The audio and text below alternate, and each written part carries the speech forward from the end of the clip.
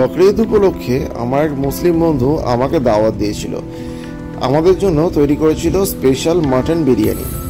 তো ওরা জানে আমি একটু বিরিয়ানি পাগল, আর আমি হোটেলের থেকে বাড়ির বিরিয়ানি খেতে বেশি পছন্দ করি, তাই আমার জন্য স্পেশাল একটা প্যাক পাঠিয়ে দিয়েছিল বাড়িতে। একটা ছোট টিফিন বক্সের সাইজ থেকে পেয়েছিলাম, সামান্যই হবে, কিন্তু খুলে দেখলাম মাটনে ভর্তি। আর মাটনগুলো বেশ রেওয়াজি, এরকম নরম তুলতুলে নড়ছে, পুরো নড়তে নড়তে খুলেই গেল। হাতে নিয়ে আসতে একটু ঠান্ডা হয়ে গেছিলো বলে আমার একটুখানি পাকামি করে গরম করার দৌলতে লম্বা লম্বা চালগুলো ভেঙে টুকরো টুকরো হয়ে গেল। ঠিক আছে, তাতে আমি মানিয়ে নিতে পারবো, কিন্তু মাটনের পরিমাণ এতটাই বেশি ছিল যে চিন্তা করার বাইরে। আর মাটনগুলো এত রেওয়াজি আর নরম ছিল, শুধু চর্বি আর মাংস ভর্তি।